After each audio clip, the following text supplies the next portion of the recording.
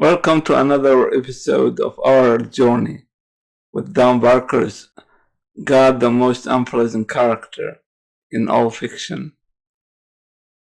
In this episode, we will go through Chapter 5, which is titled Control Freak, and it begins with the passage, O Lord, I know that the way of man is not in himself. It is not in man that walketh to direct his steps. Jeremiah 10:23. Dan states that there are very few moral principles in the Old Testament, very little guidance toward leading mature ethical lives.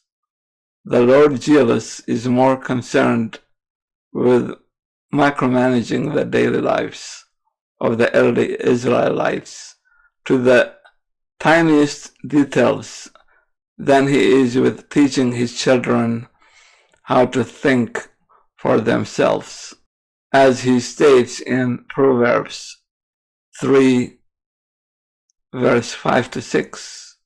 Trust in the Lord with all thine heart, and lean not unto thine own understanding. In all thy ways acknowledge him, and he shall direct thy paths. KJV. Also, Dan adds, God is a helicopter parent. He meddles with his children's eating habits, washing rituals, travel routes, clothing choices, hairstyles, artwork, underwear, sex lives, and toilet habits. He is a micromanager, a nagging boss. He demands to be worshipped, but his people cannot even choose how to express their love. He must be admired in every specific ways. Yes, that's how I like it. He especially enjoys controlling their religious rituals by frightening them with graphic threats and carefully crafted curses if they do it wrong. What kind of practical advice do we find in the Old Testament? The God of the universe, the cosmic source of wisdom, spends 6 entire chapters in Exodus, the second book of the Bible, on minutely detailed instructions on how to build a tent for his glory. That's right, the Holy Bible that you find in your hotel room can give you desperately needed guidance on how to construct a wandering desert big top. Not only were the 10 Commandments stored in the elaborate Ark of the Covenant, but the Ark itself was hidden behind costly curtains in a male-only secret space, accessible to the high priest alone. The Holy of Holies was the inner chamber of a massive, opulent mobile tent called the Tabernacle, the Israelites' traveling temple. God is a such control freak that he even specifies the name of the general contractor. Beginning with the direct orders at Exodus 25, verses 8 to 9. And let them make me a sanctuary, that I may dwell among them. According to all that I show thee, after the pattern of the tabernacle and the pattern of all the instruments thereof, even so shall ye make it. And ending with God, the OCD verse at Exodus 31, verse 11. And the anointing oil, and sweet incense for the holy place, according to all that I have commanded thee, shall they do. Those 6 long chapters deal in painful detail with the Ark of the Covenant, the mercy seat with cherubims, table of shittim wood, dishes, spoons, tableware, candlestick, curtains, tent covering of ram skin, tent construction of shittim wood, overlaid with gold, door made of scarlet and linen, elaborate altar, more shittim wood, brass pan to receive the ashes, 50-cubit courtyard with pillars and linen hangings, courtyard gate with scarlet and linen, brass tableware, precise tailoring specifications for the expensive priestly garments. A whole chapter. Breastplate and mitre, careful details on how to kill the bull and the ram, sheathe his flesh in the holy place, how to cook the lamb to be sacrificed on the altar, animals to be continually burned at the door, another ornate altar outside the door, fancy brass wash basin for the priest's hands and feet, how to make holy oil and incense for priests only, how to fundraise for the project, and thou shalt not take the atonement money of the children of Israel, and shalt appoint it for the service of the tabernacle of the congregation. God actually names the contractor to use for the construction. Here are a few of God's control freak specifications in detail. 10 verses of Holy Scripture detailing how to make showy candlestick. Exodus 25, verses 31 to 40. And thou shalt make a candlestick of pure gold. Of beaten work shall the candlestick be made. His shaft and his branches, his bowls, his knops and his flowers shall be the same.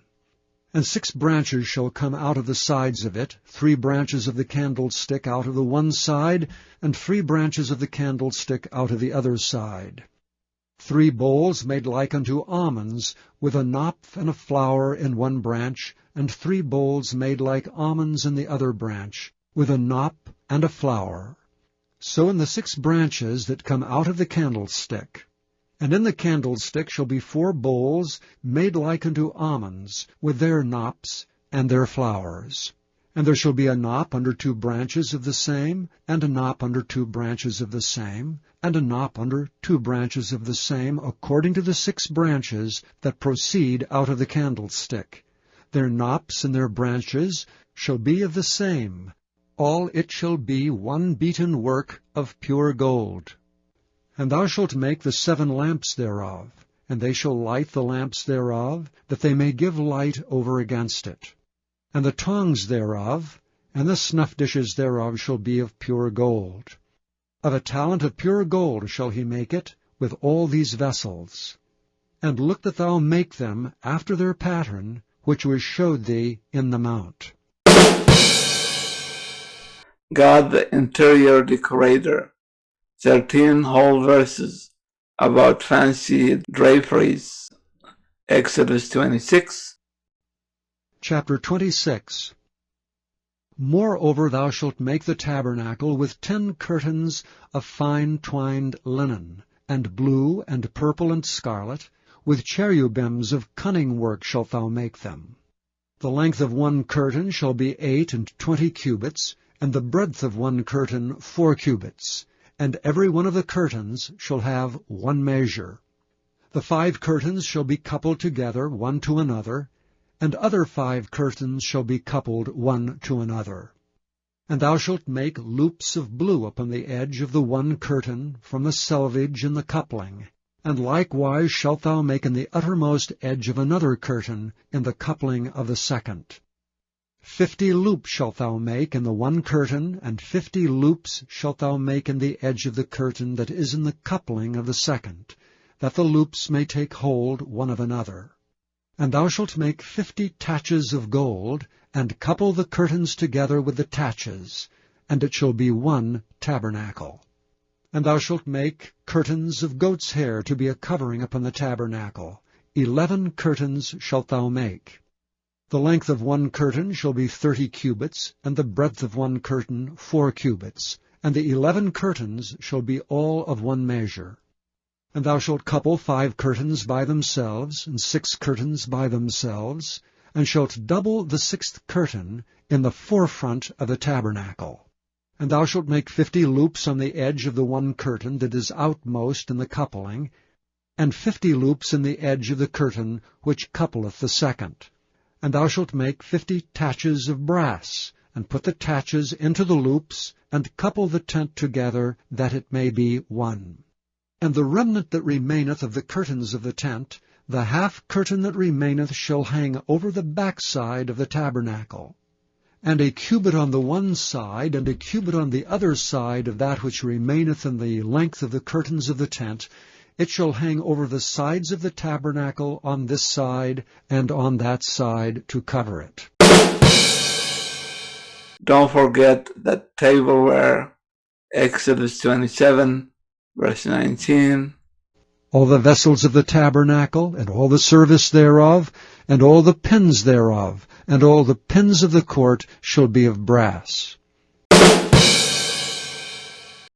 Boxer shorts a whole chapter for fancy garments for one man and his sons. Exodus 28, verses 4 to 42. And these are the garments which they shall make: a breastplate, and an ephod, and a robe, and a broidered coat, a mitre, and a girdle. And they shall make holy garments for Aaron thy brother and his sons, that he may minister unto me in the priest's office. And they shall take gold, and blue, and purple, and scarlet, and fine linen. And they shall make the ephod of gold, of blue, and of purple, of scarlet, and fine twined linen with cunning work. It shall have 2 shoulder pieces thereof, joined at the edges thereof, and so it shall be joined together. And the curious girdle of the ephod which is upon it shall be of the same, according to the work thereof, even of gold, of blue, and purple, and scarlet, and fine twined linen. And thou shalt take 2 onyx stones, and grave on them the names of the children of Israel, 6 of their names on one stone, and the other 6 names of the rest on the other stone, according to their birth. With the work of an engraver in stone, like the engravings of a signet, shalt thou engrave the 2 stones with the names of the children of Israel. Thou shalt make them to be set in ouches of gold. And thou shalt put the 2 stones upon the shoulders of the ephod for stones of memorial unto the children of Israel. And Aaron shall bear their names before the Lord upon his 2 shoulders for a memorial. And thou shalt make ouches of gold, and 2 chains of pure gold at the ends. Of wreathen work shalt thou make them, and fasten the wreathen chains to the ouches. And thou shalt make the breastplate of judgment with cunning work. After the work of the ephod thou shalt make it, of gold, of blue, and of purple, and of scarlet, and of fine twined linen shalt thou make it. 4 square it shall be, being doubled. A span shall be the length thereof, and a span shall be the breadth thereof. And thou shalt set in it settings of stones, even 4 rows of stones. The first row shall be a sardius, a topaz, and a carbuncle. This shall be the first row. And the second row shall be an emerald, a sapphire, and a diamond. And the third row a ligure, an agate, and an amethyst. And the fourth row a beryl, and an onyx, and a jasper. They shall be set in gold in their enclosings. And the stones shall be with the names of the children of Israel, 12 according to their names, like the engravings of a signet. Every one with his name shall they be, according to the 12 tribes. And thou shalt make upon the breastplate chains at the ends of wreathen work of pure gold. And thou shalt make upon the breastplate 2 rings of gold, and shalt put the 2 rings on the 2 ends of the breastplate. And thou shalt put the 2 wreathen chains of gold in the 2 rings which are on the ends of the breastplate. And the other 2 ends, the 2 wreathen chains, shalt thou fasten in the 2 ouches, and put them on the shoulder pieces of the ephod before it. And thou shalt make 2 rings of gold, and thou shalt put them upon the 2 ends of the breastplate in the border thereof, which is in the side of the ephod inward. And 2 other rings of gold thou shalt make, and shalt put them on the 2 sides of the ephod underneath, toward the forepart thereof, over against the other coupling thereof, above the curious girdle of the ephod. And they shall bind the breastplate by the rings thereof unto the rings of the ephod with a lace of blue, that it may be above the curious girdle of the ephod, and that the breastplate be not loosed from the ephod. And Aaron shall bear the names of the children of Israel in the breastplate of judgment upon his heart, when he goeth into the holy place, for a memorial before the Lord continually. And thou shalt put in the breastplate of judgment the Urim and the Thummim, and they shall be upon Aaron's heart when he goeth in before the Lord. And Aaron shall bear the judgment of the children of Israel upon his heart before the Lord continually. And thou shalt make the robe of the ephod all of blue. And there shall be an hole in the top of it, in the midst thereof. It shall have a binding of woven work round about the hole of it, as it were the hole of an habergeon, that it be not rent. And beneath upon the hem of it thou shalt make pomegranates of blue, and of purple, and of scarlet, round about the hem thereof, and bells of gold between them round about, a golden bell and a pomegranate, a golden bell and a pomegranate, upon the hem of the robe round about. And it shall be upon Aaron to minister, and his sound shall be heard when he goeth in unto the holy place before the Lord, and when he cometh out, that he die not. And thou shalt make a plate of pure gold, and grave upon it, like the engravings of a signet, Holiness to the Lord. And thou shalt put it on a blue lace, that it may be upon the mitre, upon the forefront of the mitre it shall be. And it shall be upon Aaron's forehead, that Aaron may bear the iniquity of the holy things, which the children of Israel shall hallow in all their holy gifts. And it shall be always upon his forehead, that they may be accepted before the Lord. And thou shalt embroider the coat of fine linen, and thou shalt make the mitre of fine linen, and thou shalt make the girdle of needlework. And for Aaron's sons thou shalt make coats, and thou shalt make for them girdles, and bonnets shalt thou make for them, for glory and for beauty. And thou shalt put them upon Aaron thy brother, and his sons with him, and shalt anoint them, and consecrate them, and sanctify them, that they may minister unto me in the priest's office. And thou shalt make them linen breeches to cover their nakedness, from the loins even unto the thighs they shall reach. God orders a personal wash basin for the priests.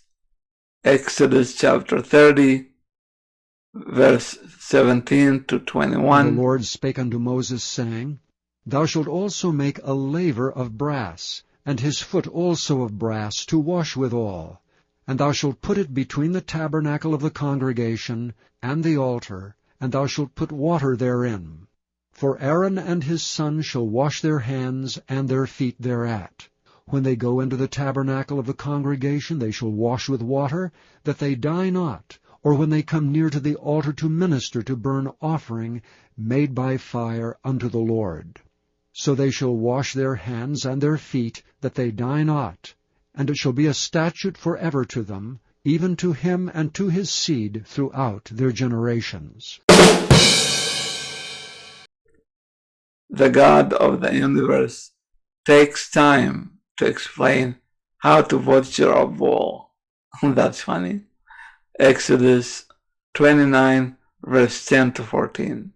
And thou shalt cause a bullock to be brought before the tabernacle of the congregation, And Aaron and his sons shall put their hands upon the head of the bullock.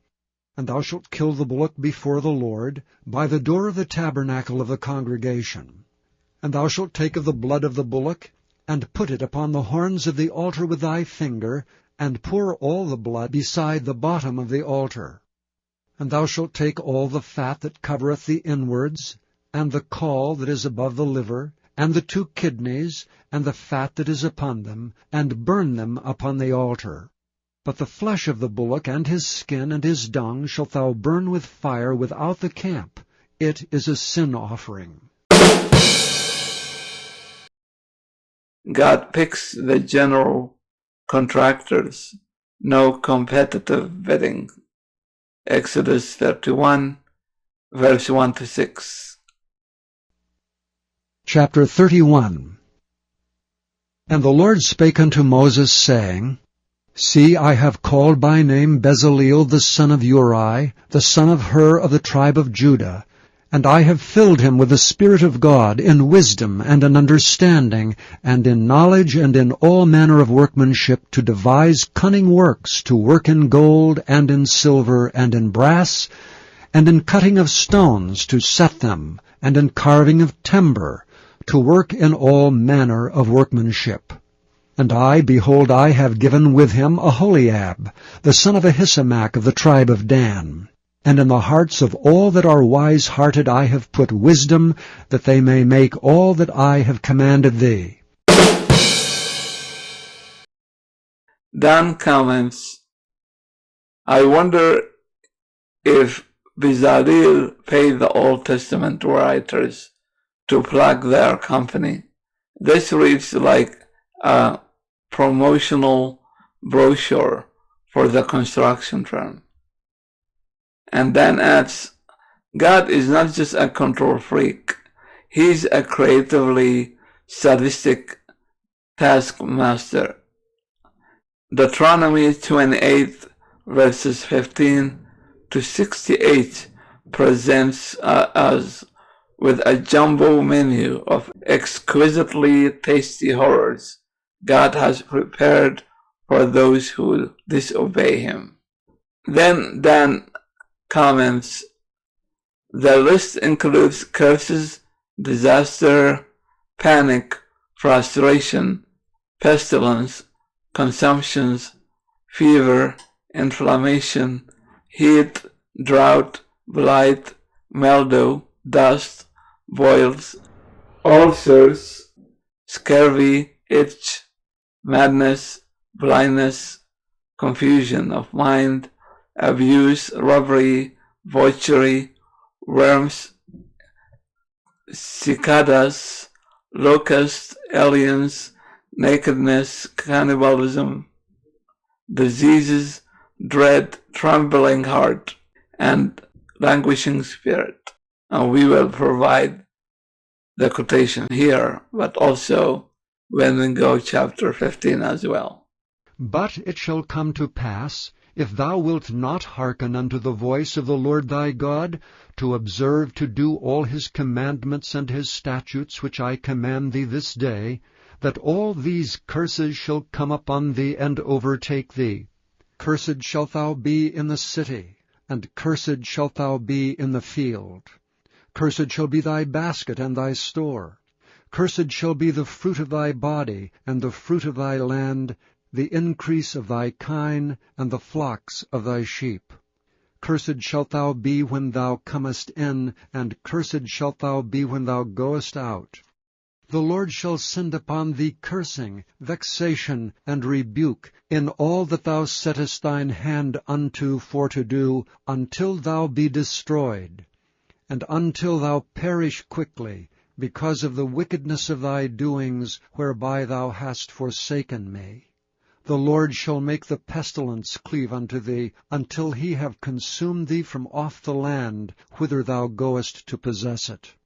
The Lord shall smite thee with a consumption, and with a fever, and with an inflammation, and with an extreme burning, and with the sword, and with blasting, and with mildew, and they shall pursue thee until thou perish.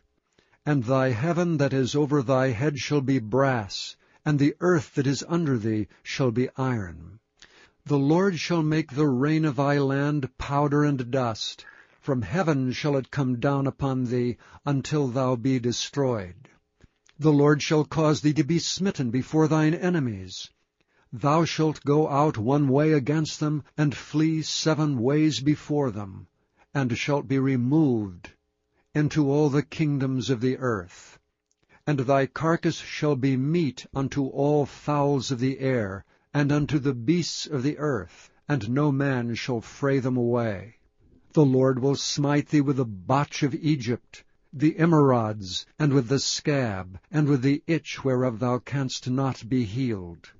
The Lord shall smite thee with madness, and blindness, and astonishment of heart. And thou shalt grope at noonday, as the blind gropeth in darkness. And thou shalt not prosper in thy ways, and thou shalt be oppressed and spoiled evermore, and no man shall save thee. Thou shalt betroth a wife, and another man shall lie with her. Thou shalt build an house, and thou shalt not dwell therein.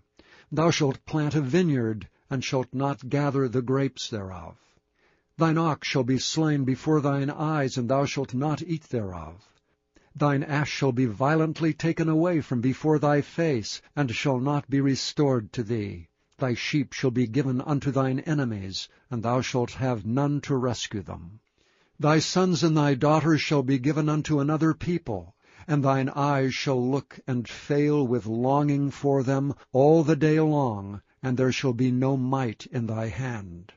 The fruit of thy land and all thy labors shall a nation which thou knowest not eat up, and thou shalt be openly oppressed and crushed alway, so that thou shalt be mad for the sight of thine eyes, which thou shalt see.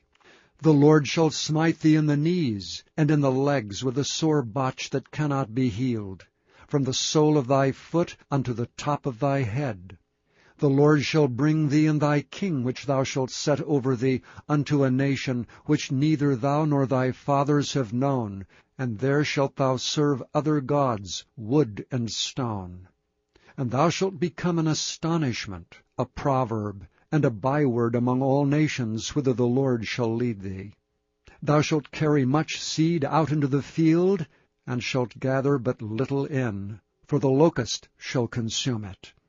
Thou shalt plant vineyards and dress them, but shalt neither drink of the wine nor gather the grapes, for the worms shall eat them. Thou shalt have olive trees throughout all thy coasts, but thou shalt not anoint thyself with the oil, for thine olive shall cast his fruit. Thou shalt beget sons and daughters, but thou shalt not enjoy them, for they shall go into captivity. All the trees and fruit of thy land shall the locust consume. The stranger that is within thee shall get up above thee very high, and thou shalt come down very low. He shall lend to thee, and thou shalt not lend to him. He shall be the head, and thou shalt be the tail. Moreover, all these curses shall come upon thee, and shall pursue thee, and overtake thee till thou be destroyed, because thou hearkenest not unto the voice of the Lord thy God, to keep his commandments and his statutes which he commanded thee. And they shall be upon thee for a sign and for a wonder, and upon thy seed forever. Because thou servedst not the Lord thy God with joyfulness and with gladness of heart for the abundance of all things, therefore shalt thou serve thine enemies, which the Lord shall send against thee in hunger and in thirst, and in nakedness and in want of all things. And he shall put a yoke of iron upon thy neck until he have destroyed thee. The Lord shall bring a nation against thee from afar, from the end of the earth, as swift as the eagle flieth, a nation whose tongue thou shalt not understand, a nation of fierce countenance, which shall not regard the person of the old, nor show favor to the young. And he shall eat the fruit of thy cattle, and the fruit of thy land, until thou be destroyed. Which also shall not leave thee either corn, wine, or oil, or the increase of thy kine, or flocks of thy sheep, until he have destroyed thee. And he shall besiege thee in all thy gates, until thy high and fenced walls come down, wherein thou trustedst, throughout all thy land. And he shall besiege thee in all thy gates throughout all thy land, in which the Lord thy God hath given thee. And thou shalt eat the fruit of thine own body, the flesh of thy sons and of thy daughters, which the Lord thy God hath given thee, in the siege and in the straitness wherewith thine enemies shall distress thee. So that the man that is tender among you, and very delicate, his eye shall be evil toward his brother, and toward the wife of his bosom, and toward the remnant of his children which he shall leave, so that he will not give to any of them the flesh of his children whom he shall eat, because he hath nothing left him in the siege, and in the straitness wherewith thine enemies shall distress thee in all thy gates. The tender and delicate woman among you, which would not adventure to set the sole of her foot upon the ground for delicateness and tenderness, her eye shall be evil toward the husband of her bosom, and toward her son, and toward her daughter, and toward her young one that cometh out from between her feet, and toward her children which she shall bear. For she shall eat them for want of all things secretly in the siege and straitness wherewith thine enemies shall distress thee in thy gates. If thou wilt not observe to do all the words of this law that are written in this book, that thou mayest fear this glorious and fearful name, the Lord thy God, then the Lord will make thy plagues wonderful, and the plagues of thy seed, even great plagues, and of long continuance, and sore sickness, and of long continuance. Moreover, he will bring upon thee all the diseases of Egypt, which thou wast afraid of, and they shall cleave unto thee. Also every sickness and every plague which is not written in the book of this law, them will the Lord bring upon thee until thou be destroyed. And ye shall be left few in number, whereas ye were as the stars of heaven for multitude, because thou wouldst not obey the voice of the Lord thy God. And it shall come to pass that as the Lord rejoiced over you to do you good and to multiply you, so the Lord will rejoice over you to destroy you and to bring you to naught, and ye shall be plucked from off the land whither thou goest to possess it. And the Lord shall scatter thee among all people, from the one end of the earth even unto the other. And there thou shalt serve other gods which neither thou nor thy fathers have known, even wood and stone. And among these nations shalt thou find no ease, neither shall the sole of thy foot have rest. But the Lord shall give thee there a trembling heart, and failing of eyes, and sorrow of mind. And thy life shall hang in doubt before thee, and thou shalt fear day and night, and shalt have none assurance of thy life. In the morning thou shalt say, Would God it were even!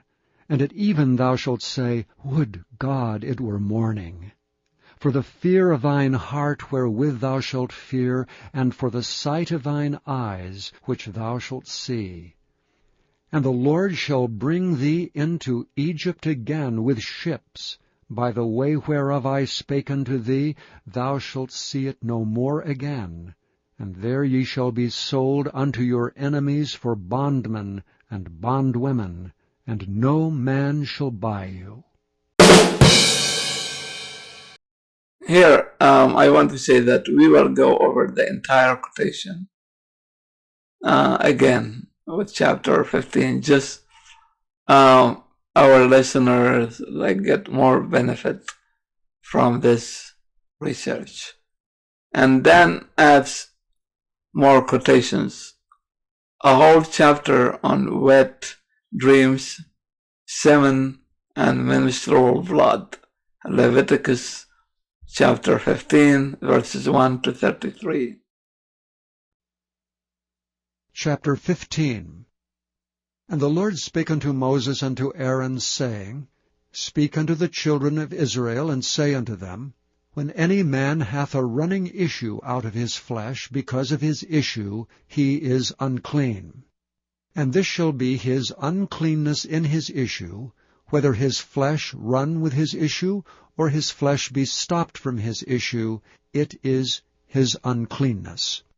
Every bed whereon he lieth that hath the issue is unclean, and everything whereon he sitteth shall be unclean.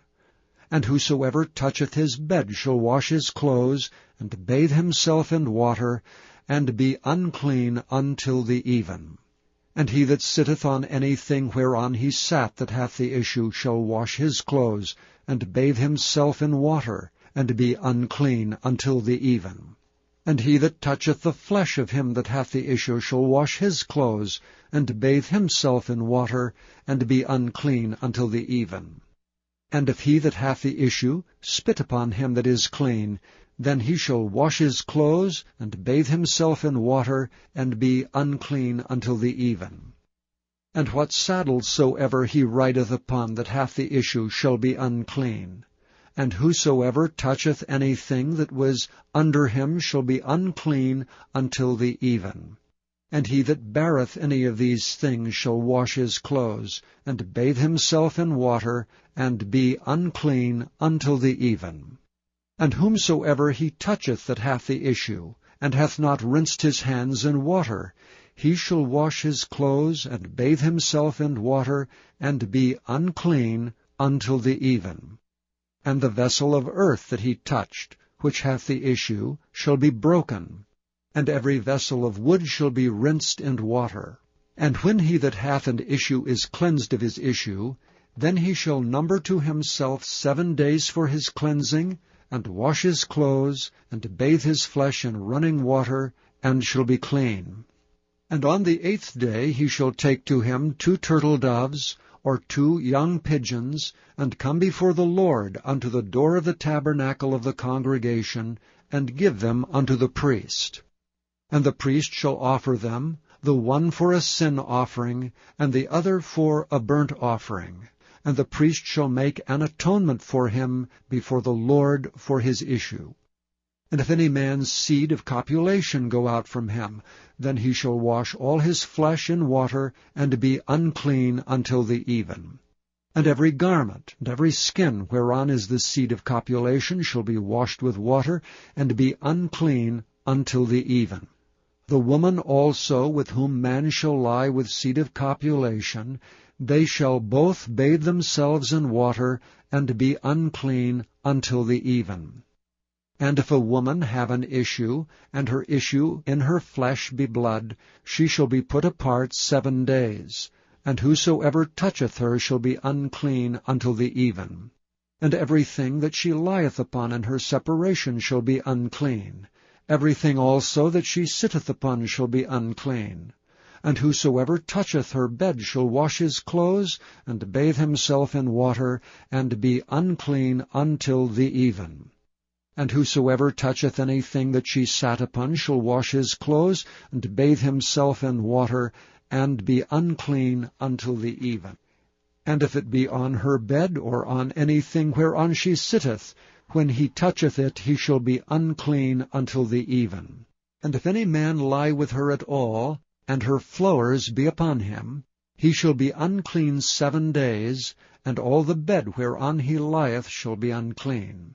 And if a woman have an issue of her blood many days out of the time of her separation, or if it run beyond the time of her separation, all the days of the issue of her uncleanness shall be as the days of her separation, she shall be unclean.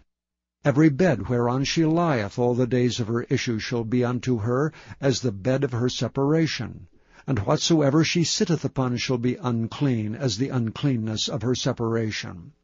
And whosoever toucheth those things shall be unclean, and shall wash his clothes, and bathe himself in water, and be unclean until the even. But if she be cleansed of her issue, then she shall number to herself 7 days, and after that she shall be clean. And on the 8th day she shall take unto her 2 turtles, or 2 young pigeons, and bring them unto the priest to the door of the tabernacle of the congregation. And the priest shall offer the one for a sin offering, and the other for a burnt offering. And the priest shall make an atonement for her before the Lord for the issue of her uncleanness. Thus shall ye separate the children of Israel from their uncleanness.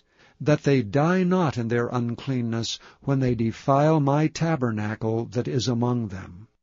This is the law of him that hath an issue, and of him whose seed goeth from him, and is defiled therewith, and of her that is sick of her flowers, and of him that hath an issue, of the man and of the woman, and of him that lieth with her that is unclean. He drew the national borders. Deuteronomy 32, verses 8 to 9.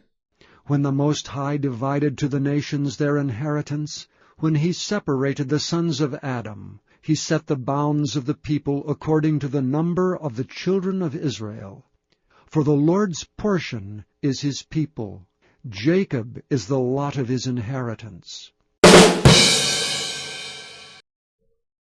On this passage, Dan comments, here the Most High is Elyon in the Hebrew, a pre-Israelite name, and shows him dividing the land among his sons. The Lord God of Israel was one of the sons of Elyon. This shows that the early Israelites were indeed polytheistic. Don't chisel your altar, it is profanity. Exodus 20, verse 25. And if thou wilt make me an altar of stone, thou shalt not build it of hewn stone. For if thou lift up thy tool upon it, thou hast polluted it.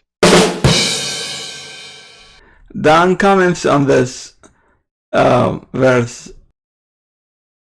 This was spoken immediately after the Ten Commandments in Exodus 20, so it must be very important. Don't eat an animal that hasn't been killed. Deuteronomy chapter 14, verse 21. Ye shall not eat of anything that dieth of itself. Thou shalt give it unto the stranger that is in thy gates, that he may eat it, or thou mayest sell it unto an alien. For thou art an holy people unto the Lord thy God. Thou shalt not seethe a kid in his mother's milk. I would say Islam follows the same instructions. Dan comments on this passage the following. In general, God makes it very clear that he is in total control of everything, including random chance. God has designs and plans. Isaiah 14, verse 24. The Lord of hosts hath sworn, saying, Surely as I have thought, so shall it come to pass, and as I have purposed, so shall it stand. God does it all, including evil. Isaiah 45, verses 6 to 7. That they may know from the rising of the sun and from the west that there is none beside me. I am the Lord, and there is none else. I form the light and create darkness. I make peace and create evil. I, the Lord, do all these things. Dan comments on this passage. Some translations have calamity or woe in place of evil, though that makes little difference. The word is ra, which means moral evil. It doesn't matter what you think. God will do what he wants. Isaiah 55, verses 8 to 11. For my thoughts are not your thoughts, neither are your ways my ways, saith the Lord. For as the heavens are higher than the earth, so are my ways higher than your ways, and my thoughts than your thoughts. For as the rain cometh down, and the snow from heaven, and returneth not thither, but watereth the earth, and maketh it bring forth and bud, that it may give seed to the sower and bread to the eater, So shall my word be that goeth forth out of my mouth. It shall not return unto me void, but it shall accomplish all that which I please, and it shall prosper in the thing whereto I sent it. God controls who lives and who dies, and who become rich or poor. 1 Samuel chapter 2, verses 6 to 7. The Lord killeth and maketh alive. He bringeth down to the grave, and bringeth up. The Lord maketh poor, and maketh rich. He bringeth low, and lifteth up. The biggest issue with all these passages, in my opinion, is that this God seems soaked in performing his power, which leaves too little room for humans and for the implications of secularism. And Islam suffers from the same issue today, as Quran seems as another paraphrasing of the Hebrew Bible. The Jewish people are aware that if they rebuild the Temple of Solomon today in modern time, they have to implement the Mosaic Law, which will be a disaster for its barbarity. And we have seen examples of the Islamic barbaric Sharia law, which imitates the Mosaic Law, even in details. Please like, subscribe, share, and comment. You can support our channel in the links below the video. I hope to see you soon again. And please support us and visit our podcast on anchor.fm. See you next time. Thank you.